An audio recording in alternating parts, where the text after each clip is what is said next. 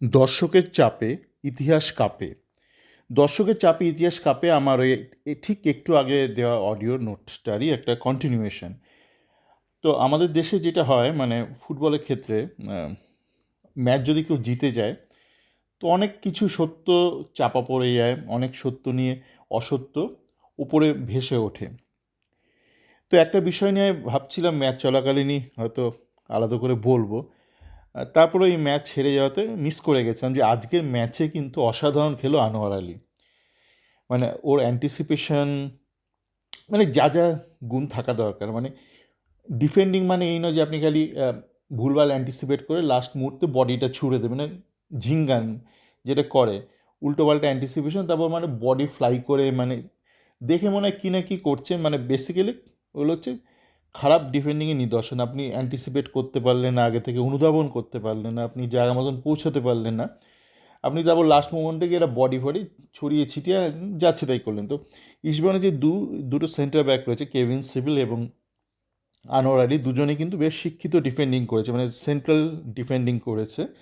এবং আনোয়ার আলী সবাইকে ছাপিয়ে গেছে, মানে গোটা ম্যাচে যত ডিফেন্ডার খেলেছে ইস্টবেঙ্গল হোক গোয়া হোক প্রত্যেককে ছাপিয়ে গেছে এবং শিক্ষিত ডিফেন্ডিং করেছে। ওই আমি অশিক্ষিত, ওই মানে বডি বডি ফেলে দেবো কিন্তু বল যেতে দেবো না, ওই ধরনের ডিফেন্ডিং না, এগুলো খুব অশিক্ষিত ডিফেন্ডিং, এগুলো অশিক্ষিত ফ্যানদের জন্য ঠিক আছে, হাততালি পাওয়া ডিফেন্ডিং।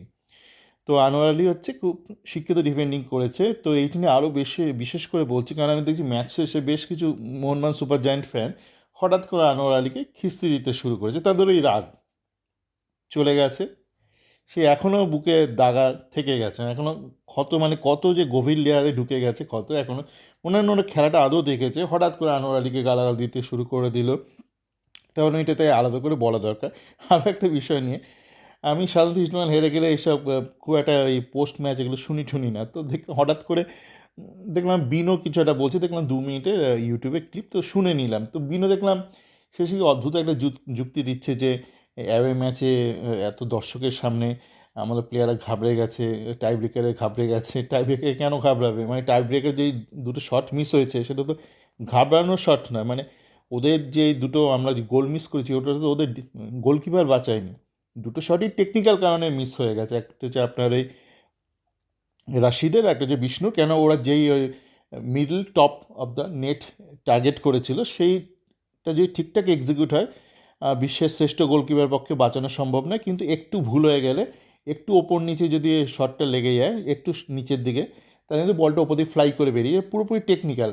তো এখানে দর্শকের চাপ করতে কী এলো আমি জানি না, তো হঠাৎ করে বলে দিল দর্শকের চাপ। এই দর্শকের চাপ নিয়ে বলতে চাই, আপনার যখন জীবনে কোনো মিথ্যে কথা বলবেন না, একটু মাথায় রাখবেন মিথ্যে কথা বলা কিন্তু খুব কঠিন, তখন আপনার কিন্তু মনে রাখতে হবে আপনি ঠিক কী ক্রোনোলজি, মিথ্যে ক্রোনোলজি বলে চলেছেন, নয়তো ওই জন্য মানে আপনাকে দেখবেন ইন্টারোগেট করে, আলাদা আলাদা ঘরে নিয়ে গিয়ে বিভিন্ন লোককে বিভিন্ন প্রশ্ন করে, আপনাকে ঘুরিয়ে ফিরিয়ে জিজ্ঞেস করবে।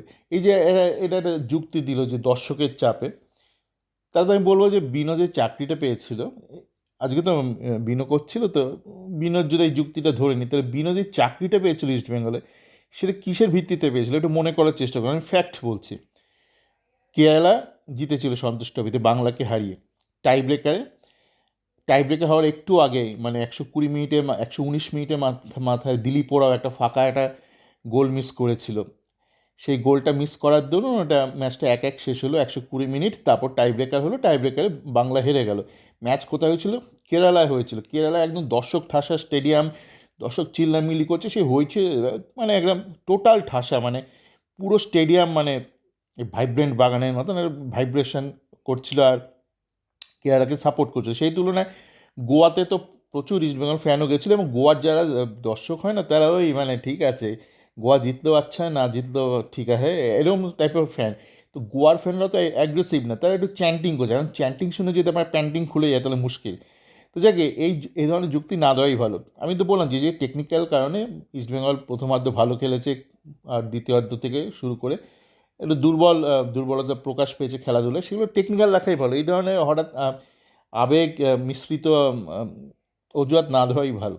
আমি ওই বিনোর জন্য আলাদা করে অডিও করতাম না, not worth, is not worthy of, মানে ওকে নিয়ে আলাদা করে কথা বলা। আমার এই অডিও করার মূল উদ্দেশ্য ছিল আনোয়ার আলীকে নিয়ে, কেন আনোয়ার আলী বিষয়টা আর একটা, গিল কিন্তু ভালোই কিপিং করেছে, গিল ভালোই কিপিং করেছে। আমি ওই যে শুধু গোলকিপিং ওই যে মানে পেনাল্টি ব্যাপারটা ওইটা ওর রিস্ট একটু দুর্বল, মানে দেবজিতের মতো না, তাই ও বারবার ঠিকঠাক লাইনটা অনুধাবন করেছিল, অ্যান্টিসিপেট করেছিল পেনাল্টির সময়, কিন্তু তবুও মানে ওর মানে বলটা বাঁচাতে পারেনি। যে কোনো ভালো যদি পেনাল্টি সেভার হয়, সে যদি একবার লাইনটা ধরে ফেলে ওই ধরনের শটগুলো বাঁচিয়ে দেবে।